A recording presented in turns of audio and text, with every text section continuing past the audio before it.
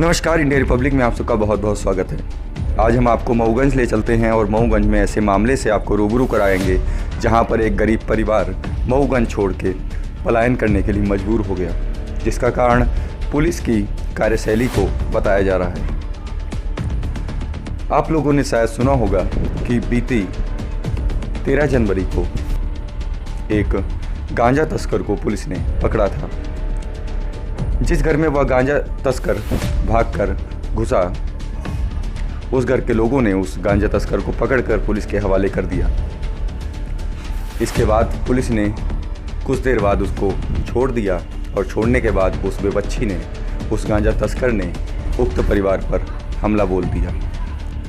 हमले में दोनों पक्षों में जमकर मारपीट हुई, गाड़ियां भी तोड़ी गईं और मामला दोबारा से थाने पहुंचा, जहां पर दोनों पक्षों को समझा बुझाकर सांत्वना देकर वापस भेज दिया गया। लेकिन विपक्षी फिर भी नहीं माने। लगातार पीड़ित की माने तो लगातार उस पर हमले होते रहे और अपनी जान को खतरा समझकर वह मऊगंज से पलायन कर गया। पीड़ित ने इंडिया रिपब्लिक की टीम से संपर्क साधने की कोशिश की और फ़ोन के माध्यम से अपनी आपबीती भी सुनाई।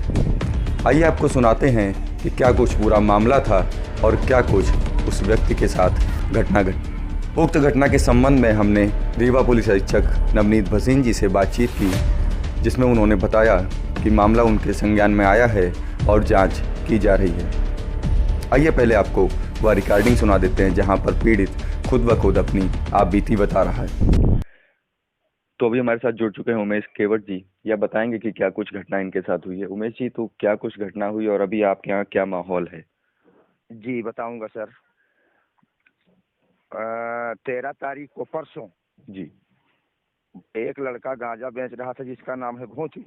जी रोड पे बेचता है। पुलिस जानती थी। जब पुलिस आई उसको पकड़ने के लिए तो भागा, हमारे घर में घुस गया जी और पुलिस देख रही थी। तो मैंने सोचा कि अगर नहीं बताता पुलिस को तो फिर हम चोर बन जाएंगे बाद में। इसलिए पुलिस की मदद की, पुलिस को बताया, पुलिस आकर के पकड़ी जी और गांजा की पुड़िया बरामद की और 10,000 रुपए फेंक दिया था हमारे घर में। तो पैसा 10,000 रुपए ले आकर के मेरी बेटी पुलिस के हाथ में दी। जी इसके बाद पुलिस ले गई उसको, फिर घोंस वोंस लेकर के उसको शाम तक छोड़ दिया। जी उसके घर वालों ने एक बार पहले, दिन डूबे के पहले पहले गाली गुप्ता किए हमारे गैला में खड़ा होकर द्वार के सामने। जी इसके बाद मैंने टीआई साहब को फोन किया, लेकिन टीआई साहब पहले तो फोन नहीं उठाया। इसके बाद जब फोन उठाए तो थोड़ा बात सुने और फिर काट दी। टीआई साहब का नाम बता दीजिए। मैडम है, नाम तो नहीं अच्छा, जानते। मैडम जी जी, ठीक है। जी। अच्छा, इसके बाद फिर जब वो छूट के आया वहां से तो उसके घर वाले मिलके और गांव वाले, माने 3-4 घर के हैं लोग, जी इकट्ठा हो चुके हैं और हमारे घर में आकर के गाली गुप्ता करना शुरू किया। जी हमारे लड़के बच्चे नहीं थे और रिश्तेदारी में जा चुके थे ईश्वर नहाने के लिए। जी औरतें थी और हम थे घर में। जी तो अब अकेले में क्या कर सकता हूँ। फिर मेरा कैमरा फाड़े और घर के अंदर घुस करके मारना शुरू किए। जी हमारे हाथ में भी चोट आई है जी और पुलिस को इन्फॉर्म किया, लेकिन पुलिस टाइम पर नहीं आई। अगर पुलिस टाइम पे आ जाती तो हमारे घर में ये घटना नहीं होती। जी बिल्कुल। जी। और हमारे औरतों के साथ भी छीना झपटी किया गया। अच्छा। गंदी गंदी गाली दिए। फिर पुलिस 11 बजे, मैंने बहुत कोशिश करने के बाद 11 बजे पुलिस आई। जी हो गया, गाली गुप्ता दिया और ढूंढा ढाड़ा, इधर कोई नहीं मिला, चली गई। इसके बाद 12-1 बजे रात तक ऐसे करते रहे। क्या नाम है, खपड़ा में पथरा मारते रहे बड़े बड़े। अरे मर्जी। हाँ, और कैमरा तोड़ डाले, मेरी गाड़ी तोड़ डाले। अच्छा अच्छा।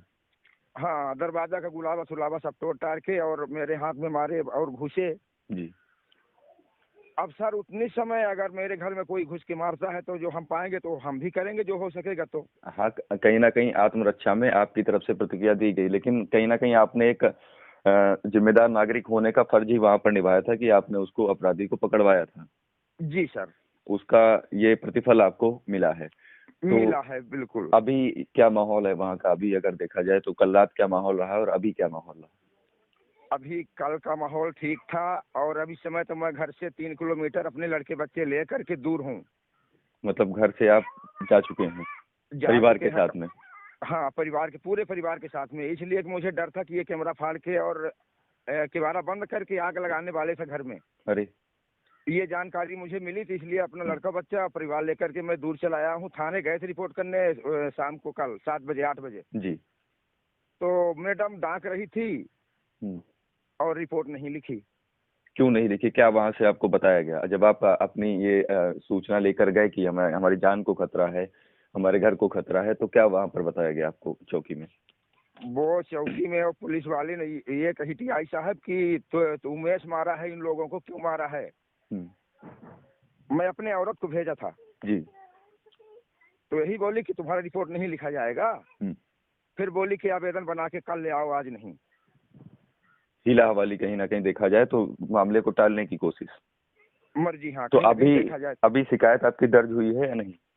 अभी शिकायत नहीं दर्ज हुई है सर।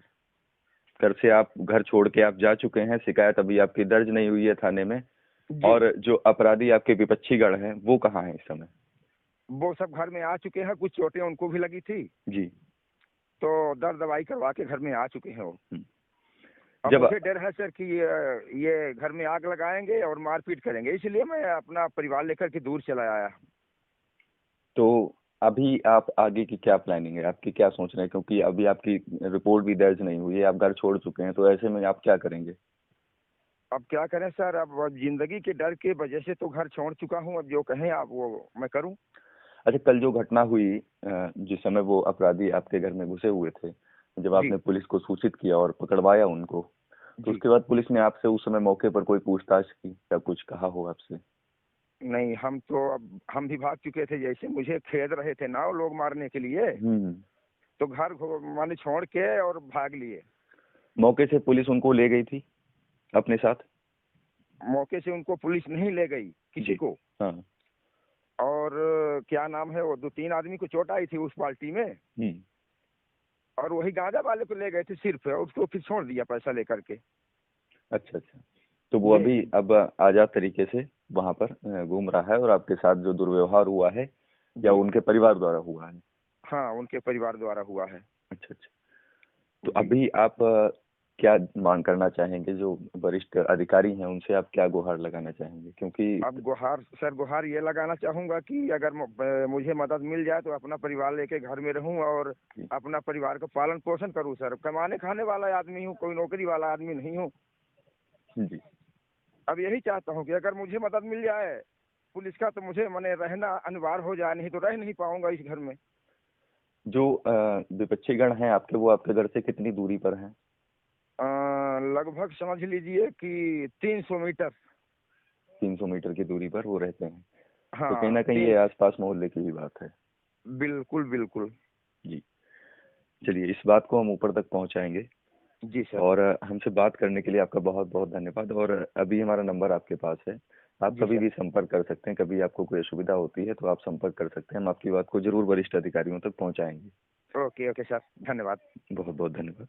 धन्यवाद। तो पीड़ित को भी आपने सुना, जिसने साफ साफ पुलिस की कार्यशैली पर भी सवाल उठाए हैं। और कहीं ना कहीं अगर ऐसी घटना हुई है तो पुलिस की कार्यशैली भी संदेह के घेरे में आती है। एक निवासी को अपना घर छोड़ देना पड़े, अपना गांव छोड़ देना पड़े, अपना शहर छोड़कर किसी अन्य शहर में रहना पड़े, तो यह मुझे नहीं लगता कि आज लोकतंत्र का हिस्सा है, या आज के लोकतंत्र में, आज इस स्वतंत्र देश के अंदर अगर ऐसी घटनाएं घटती हैं तो बहुत ही शर्मनाक कृत्य है। आप कमेंट बॉक्स में अपनी राय जरूर दें। तब तक के लिए मिलते हैं अगले एपिसोड में। जय हिंद, जय भारत।